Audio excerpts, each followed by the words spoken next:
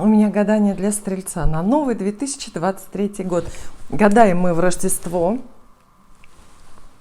в самое волшебное время, когда карты особенно откровенны.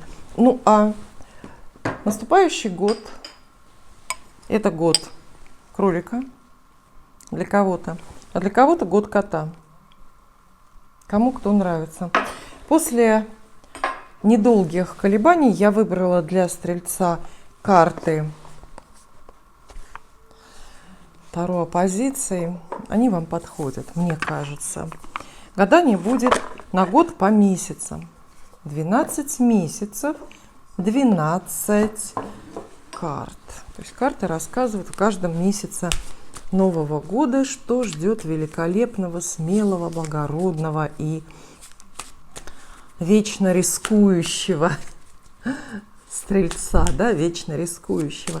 Настройтесь на гадание, позадавайте картам ваши вопросы. Чего-то вы ждете, ведь от Нового года у каждого есть набор желаний, определенных желаний. Так. Первый месяц, январь, и первая карта для вас, дорогие стрельцы. Вот такая она. Кто это? И что это? Король жезлов, прекрасно. В январе положено отдыхать. То есть вообще-то это месяц застолий, да, наверное, январь. Но нет, вас ждут карьерные какие-то возможности. Король жезлов – это действительно указание на карьеру для вас, назначение на новую должность, нахождение новой работы какой-то тоже с хорошим положением, с хорошей какой-то должностью. Король жезлов – это просто дела ваши, задуманные, затеянные прежде, которые эффективно продолжаются. Ну, проще всего, конечно, да, представить профессию, но это могут быть дела и связанные с семьей, это может быть и ремонт дома, покупка дома, строительство дома, воспитание детей, в конце концов, если вы в это серьезно как-то по-деловому вкладываетесь. А еще король жезлов – это мужчина, безусловно, мужчина, очень энергичный. Часто он принадлежит именно огненной стихии, как и вы. То есть такая достойная вам пара. Может случиться знакомство, партнерство, любовное, романтическое вот с таким огненным героем. Король жезлов считается, или это я так считаю, не помню, самым привлекательным, безупречным из королей в колоде Таро. Потому что он не такой скучный, как король пентаклей, не такой вязкий, как король кубков, и не такой злой на язык, как король мечей. Веселый человек, яркий, если вам нужен портрет, яркий физически, имеется в виду окраска кожных покровов, там цвет радужки и так далее. Такой мужчина месяца, мужчина января, вот это вот у вас может быть, причем уже известный, знакомый вам, а может быть это новый какой-то человек, который появляется. Ну, карты, естественно, советуют ему, безусловно, доверять и на его предложение соглашаться, следовать за ним. Вообще все персоны, которые с мастью жезлов появляются в нашей жизни, они зачем?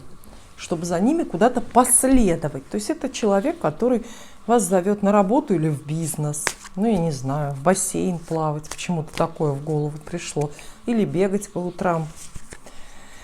Человек, который сам горит идеей некой и старается вас заразить этой идеей. Ну, обычно стрельцы сами кого-то куда-то зовут, но тут вас кто-то куда-то зовет, ну, наверное, иногда надо меняться местами. Да, вам тоже иногда не свою энергию надо людям отдавать, а чьей-то питаться, да? Так по справедливости будет. Второй месяц – это, безусловно, февраль.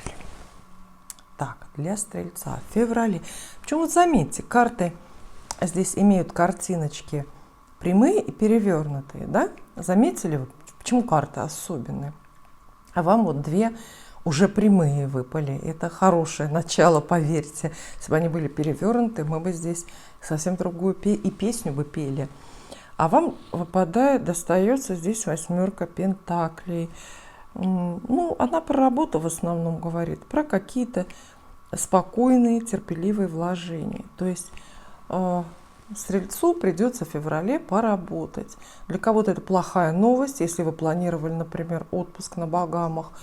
Вот. А для кого-то это хорошая новость, потому что король жезлов принес вам новую работу, а 8 пентаклей это как раз время, когда вы уже работаете, учитесь, постигаете тонкости новой профессии, например, как-то очень глубоко вникаете в эти свои профессиональные дела и так далее. И из худших значений 8 пентаклей можно привести только одно. Она часто просит денег, просит вкладывать деньги. То есть в феврале вы можете очень систематически тратить на что-то деньги. Это учеба, может быть, походы к репетитору, занятия с каким-то, учителем. Это похоже больше всего вот на это.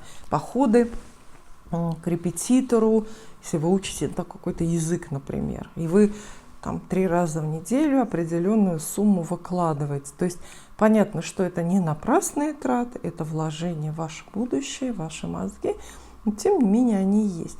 И карта вот как раз такие вложения очень поддерживает. Она советует ничего не прекращать, не избегать этих вложений. И это бывают еще вложения в здоровье. То есть у вас может быть курс оздоровительных каких-то процедур. Например, весь февраль вы ходите на лечебный массаж. И тоже за это отдаете деньги, но нисколько этих денег не жалеете. Карта предлагает избегать каких-то резких, оригинальных решений в это время. Пусть все остается на своих местах. От вас требуется терпение, усидчивость и готовность тратить свои ресурсы, время, эмоции, деньги на какие-то необходимые вещи. Приходят ли деньги, сами денежные суммы с 8 пентаклей? Приходят. Однако не теперь. Да, если ваш вопрос касается конкретно, а будут ли деньги в феврале мне, вернут ли мне долг, например, или там будет ли решение суда по деньгам в мою пользу, или выпишут ли мне большую премию, или там продам ли я что-то еще. Это карта вложений. По традиции считается, что именно вот эти вот деньги, которые к вам придут, отложены месяцев на 6-8 месяцев. То есть вы сейчас вкладываете, например, акции покупаете, вообще какие-то ценные бумаги, да?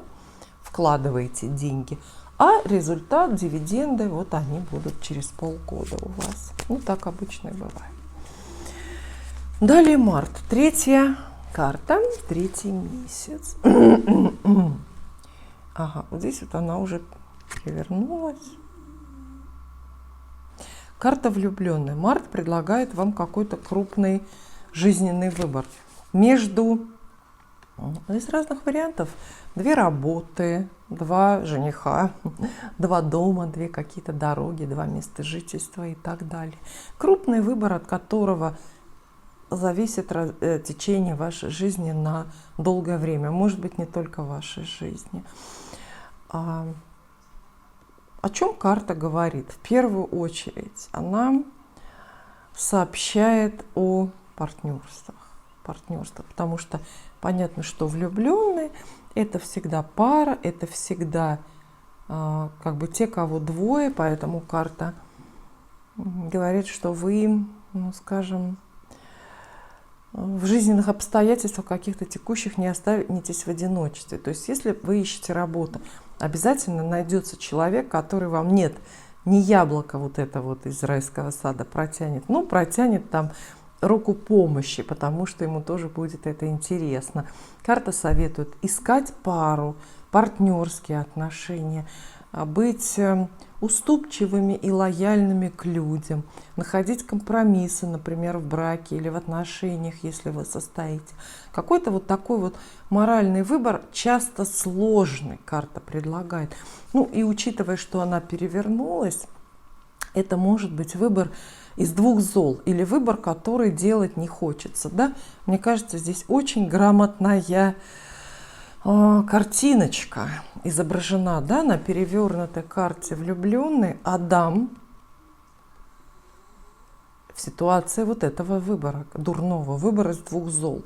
С одной стороны, он может взять это яблоко, и это плохо, это плохим кончится, потому что он знает, что это запрещено, он будет наказан за это. С другой стороны, он может не взять это яблоко, что тоже очень плохо, это грозит, и все равно рая не будет, да, если он не возьмет, откажется, потому что он поссорится со своей Евой. Понимаете, да? Выбор немножко вынужденный, немножко такой вот спорный будет. И главный совет просто ответственно к этому отнестись. Не отмахнуться от этого выбора, не принять абы что, а подумать, включить совесть, принципы свои какие-то моральные, вот так и так далее. Четвертая карта для Стрельца. Вот такая вот. Просмотрите тоже ее хорошо. Пятерка мечей. Карта эта не хороша, я сразу вам скажу, потому что она обещает бессмысленные и ненужные ссоры. Собственно, назначение этой карты в том, что она вот несет совет. Не ссорьтесь, не затевайте войну. Это 4-й месяц, 4-я карта, апрель получается. Не затевайте с кем-то войну. То есть не вчиняйте иск кому-то, не несите в суд заявление на врага, не начинайте с любимым человеком откровенного разговора, там, выяснять отношения. И вообще любых напряженных каких-то сложных, неприятных ситуаций избегайте. Вот, знаете, бегите от них. Только ваше, скажем, равнодушие или игнорирование помогут избегать конфликта. Пятерка мечей, карта мелкая, противная. Это, конечно, пыль под ногами. Ничем она вашу жизнь в итоге не изуродует. Но на уровне эмоциональном, в моменте, она все-таки очень-очень такая неприятная. По ней вы слышите критику необоснованную. По ней, например, вас может кто-то выживать с работы. Да, вот если нужен какой-то уж совсем простой пример, пятерка мечей. Это, знаете, такой недоброжелательный коллектив или недоброжелательное начальство. И ищут поводы, чтобы к вам придраться, чтобы признать вас несостоятельными профессионально, чтобы просто вас дезориентировать, свести на нет ваши профессиональные усилия. Это могут быть такие же ссоры в семье, бессмысленные, или ссоры с возлюбленным среди пары, в паре, да? Если мы до этого увидели, видите, карту влюбленный, вот, кстати, давайте к теме любви немножко вернемся, на шаг отступим, да? У нас была карта влюбленный перевернутая. В прямом положении это пара, это возможность встретить большую чистую любовь на всю жизнь. Карта переворачивается, и чувства те же, накал страстей тот же, но человек либо неподходящий, либо вы не вытягиваете эту историю с этим человеком. Тогда вполне логично, что дальше будете ссориться. Тем более, что карта выпала перевернутой, да, и она говорит, что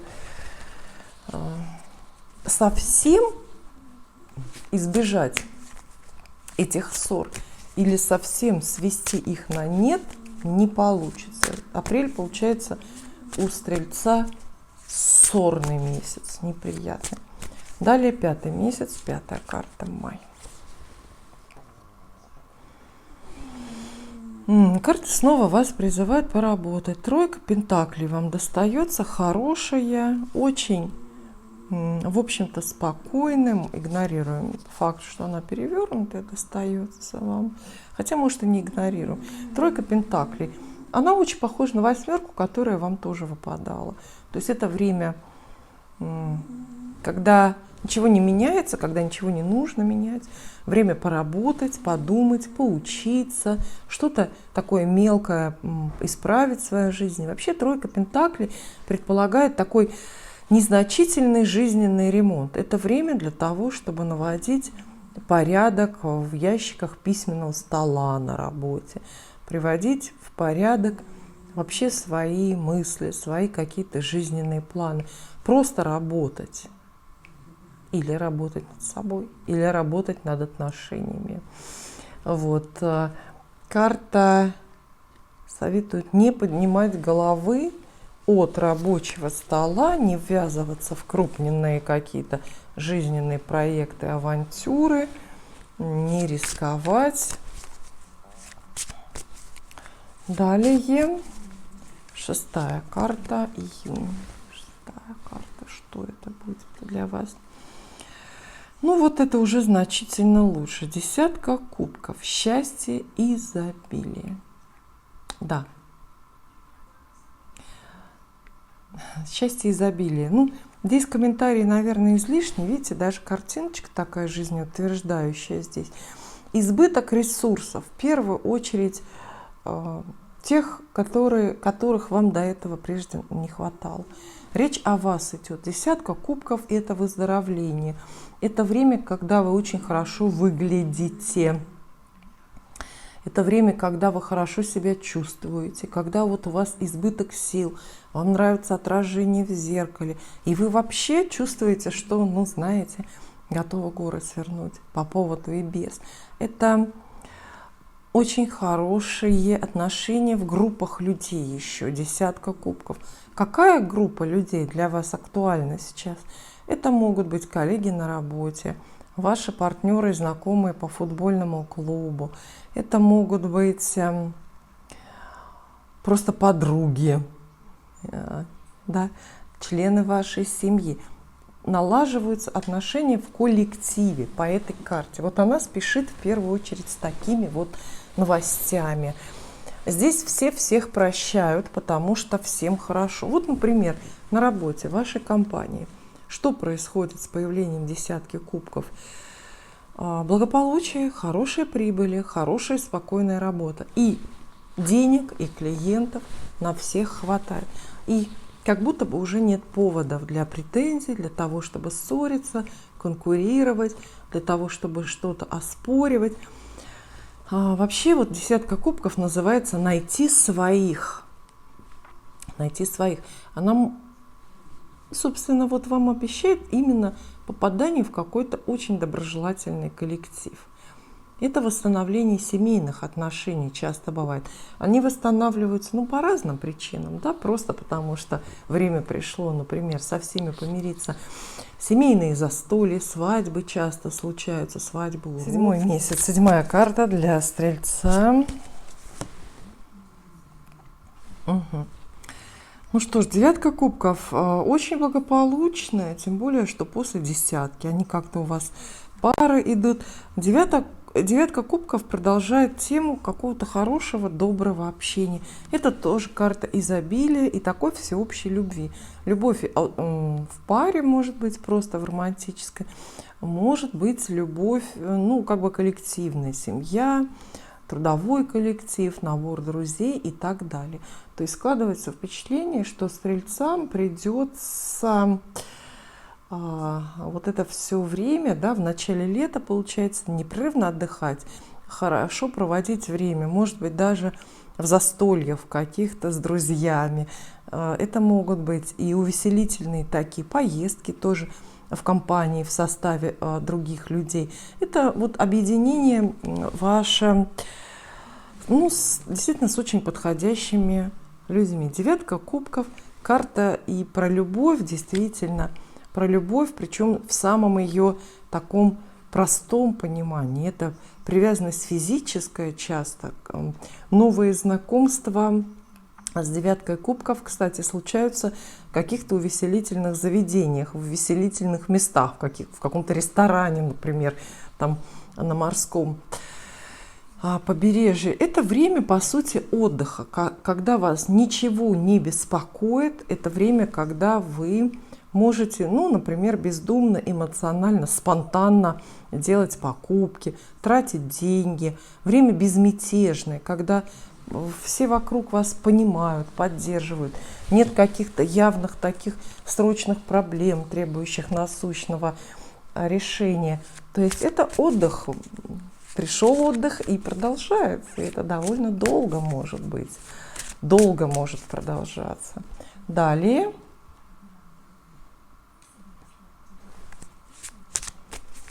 Восьмая карта. Это август будет для Стрельца. Королева Пентаклей. Так. Карта причем прямая, все это очень хорошо. Королева Пентаклей — это деньги, заработки, повышение заработной платы или просто денежные суммы крупные какие-то, которые оказываются в ваших руках. Хлопоты о деньгах, крупные покупки, возможно, вложения, инвестиции, материальная помощь с разных сторон. А вот конец лета у вас оказывается таким. Карта советует мыслить практично, мерить все, любой жизненный выбор принимать ну, так, рационально, то есть думать именно о деньгах. Даже новые знакомства, может быть, придется оценивать так, по этому критерию, выгодно или невыгодно. Карта может обещать высокооплачиваемую работу или бизнес, который будет приносить хорошие деньги, какие-то гарантированные прибыли. Вообще вот такие крупные пентакли, безусловно, обещают попадание денег в ваши руки, но не только. Сами по себе деньги — это еще не все. Главное, что с этой картой приходит уверенность в финансовом будущем. Да? Поэтому я и говорю, что это может быть денежная работа с гарантированным большим окладом, с каким-то соцпакетом. Работа по договору, который так легко работодатель в одностороннем порядке не расторгнет и не поменяет, не изменит. То есть к концу лета к стрельцам приходит уверенность вот в собственном финансовом будущем. А может быть, это как раз дивиденды от ваших вот этих февральских вложений, про которые мы говорили. Может быть, вы хорошо поработали в начале года, и вот к концу урожай пришел к вам, да? Отсюда деньги, удачные вложения подросли, то есть денежное дерево с золотыми монетами. Сентябрь и 9 месяц, 9 карта. Так, кто-то переворачивается для вас. Все денежные карты продолжаются. Сентябрь, карта сентября для Стрельца. Какая она? Двойка кубков. Как это мило. Карта про любовь. Вот, кстати, тема кубков продолжается. У вас эмоциональный год. Вообще, любой расклад для любого знака можно описать, по сути, одним словом, как-то двумя словами. И вот Стрельцам выпадает чувственный, эмоциональный год. Это год, когда вам будет очень много возможностей жить сердцем, открывать свое сердце и познавать себя в этом смысле. То есть на что вы способны, это чувство, это год, который вы проживаете, за который вы проживете, может быть, так много эмоций, как ни за какой другой прежде или за несколько прежних каких-то лет, да? Потому что очень хорошее окружение. Будут люди, которым хочется открываться и которые открыты вам. Люди, которым хочется поговорить. И вот эта тема продолжается, да? Вот видите, сентябрь, на сентябрь, двойка кубков. Но здесь прямо-таки видно по иллюстрации, что карта это очень хорошая. Она обозначает пару. То есть вы оказываетесь с кем-то в связке, в паре. И да, это может быть про работу, про профессию. То есть у вас коллега, какой-то напарник появляется. Может быть, партнер для вашего бизнеса. Такой, с которым совпадают интересы. Двойка кубков – это всегда очень взаимные интересы, очень взаимные чувства. Вот представьте, это чудесная карта для вас, если вы сейчас одиноки, потому что она и дружбу великую обещает, не просто великую, но еще и полезную. Она обещает и любовь, и нахождение какого-то очень-очень подходящего человека, с которым действительно можно связать любые интересы, да, ну, любовные, в конечном итоге жизненные, в конечном итоге связать судьбу. То есть карта говорит, что в сентябре стрельцы будут в паре. И, скорее всего, эта пара для вас найдется вот именно в той части жизни, где ее, этой пары, я имею в виду, больше всего и не хватает. Так что вот, безусловно, новое романтическое знакомство, приход какого-то чувства, очень нежного. Знаете, вот на двойке кубков вы с кем-то проводите время, с кем-то ходите за ручку, ну или под ручку, как вам больше нравится. Далее октябрь и 10-я карта. Это, безусловно, король кубков. Ну что ж, король кубков — любящий мужчина. Портрет любящего мужчины. Для женщин-зрительниц это, конечно, такой герой месяца. Герой месяца октября — романтичный или романтический мужчина. Часто водный, в буквальном смысле, принадлежит водной стихии. То есть мужчина — рак, скорпион или рыба. Но не это главное. Главное, что он с чувствами. Вот в этом кубке, который он не то к себе прижимает, не то вам протягивает. Как вы думаете, что это его любовь к вам? То есть вот как раз в это время, в октябре, у вас идут свидания, какое-то общение любовное, признание. Какой-то человек очень явно выражает романтический любовный интерес к вам. Вот. Именно признание. Знаете, слова о любви, букеты, подарки, что там еще бывает, я тоже не помню. Но вот смысл в том, что карта король кубков рекомендует вам заметить этого человека, заметить этого мужчину. Хотя, вряд ли он, наверное, сам привлечет к себе ваше внимание. Однако все равно вот эта персона, ваше вот это вот время, то есть это получается октябрь, да, вы проживаете под лучами чьего-то чувства. Наверное, так. Как правило, король кубков — это именно любящий мужчина, то есть речь идет про романтическое партнерство, про такую вот любовь в самом ее буквальном проявлении. А мы, кстати, увидели, да, что у вас вот до этого было знакомство, пара, вот вы познакомились, здесь уже более серьезные, зрелые чувства от человека идут к вам. Иногда, конечно, король кубков — это может быть тоже добрый человек, который тоже вам помогает и вас любит, но любит в библейском смысле, в каком-то общегражданском. Это может быть и добрый коллега, это может быть и партнер работу, с которым неожиданно, интересно как-то и приятно работать. В любом случае, вот прям портрет, видите, у вас есть парень месяца, да, это у нас получается тогда октябрь. Ноябрь.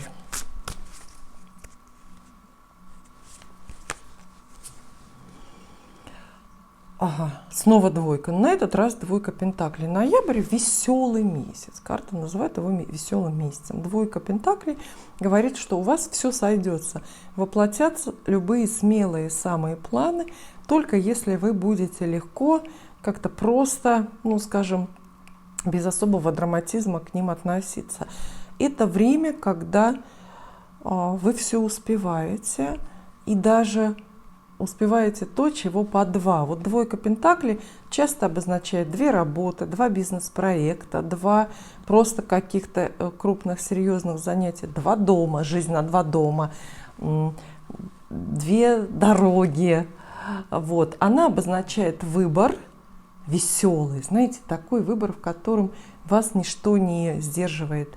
По этой карте просто весело жить, весело, легко жить, и все удается, и вы везде оказываетесь вовремя, везде к месту, везде вас ждут.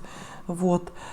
Вроде бы легкая и такая незначительная, мелкая карта, всего лишь двоечка, но на самом деле она часто задает тон целому раскладу. Она говорит, она как будто бы воодушевляет вопрошающего, а сейчас вопрошающий — это вы, стрельцы, и говорит, что все сойдется, все получится, и любых ваших ресурсов хватит, ну, как бы,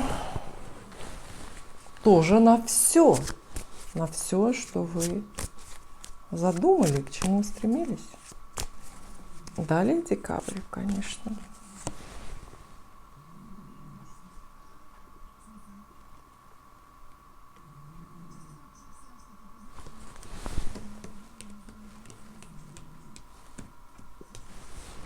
Декабрь.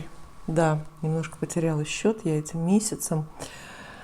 Карта Маг, старший аркан. Декабрь ответственный, требует вашего решения. Карта срочная. Маг появляется, когда вам надо что-то решить. Решить что-то поменять в жизни, решиться на какую-то дорогу, вообще на какой-то поступок. Карта довольно эгоистичная. И вот ее указания, ее, ну как бы призывы или вот эти тенденции игнорировать-то бывает очень сложно, потому что она всегда куда-то зовет. То есть время требует срочного решения от вас. Решение про работу, про семью или про любовь. Но вы здесь один на один. Вот посмотрите, интересная тенденция. Мы видим стрельцов во всем этом году, во всем этом раскладе очень окруженными людьми, правильными, добрыми, понимающими, любящими людьми. Да? И везде вы в паре. Везде вас поддерживают, любят. Это основная вообще тема года. Любовь, понимание, причем какая-то коллективная любовь. Любовь многих к вам. Да? Это может быть, кстати, и любовь ведь иногда незнакомых людей, фанатов, да, поклонников, ваших подписчиков, в конце концов, в Ютубе. А итог года, в итоге, вот великий философский смысл все-таки в нашей жизни, и в Таро тоже есть. А в итоге, в конце года, какое-то важное решение вам придется принимать все равно только самостоятельно, только наедине с собственным мнением и с собственной совестью. И тут вам никто ничего не посоветует и помочь не может. А также маг — это еще часто фея. Здесь же нет карты фея, да? Вот ее заменяет маг. Фея, которая нашу Золушку на бал отправила, которая вообще в разных сказках появляется. То есть в декабре вы можете встретить волшебника, который вам укажет путь какую-то в новую жизнь. И этого волшебника тоже важно не пропустить, важно с ним согласиться, да, потому что мы понимаем, что такие шансы, такие знакомства, например, такие предложения, тоже волшебные, да, из ряда вон, бывают редко в жизни. И на них нужно соглашаться очень быстро, не думая и часто игнорируя интересы других людей. Вот так. Ну что ж, очень интересное гадание. Я рада, что нам удалось встретиться в это волшебное время. Обратите внимание, действительно, мы с вами погадали вот в самом конце года, в самые чудесные, чудодейственные дни между католическим и православным Рождествами под звездой новогодней елки. Это время необыкновенных откровений, когда вообще положено по традиции, по какой-то народной традиции, положено гадать. Спасибо и увидимся.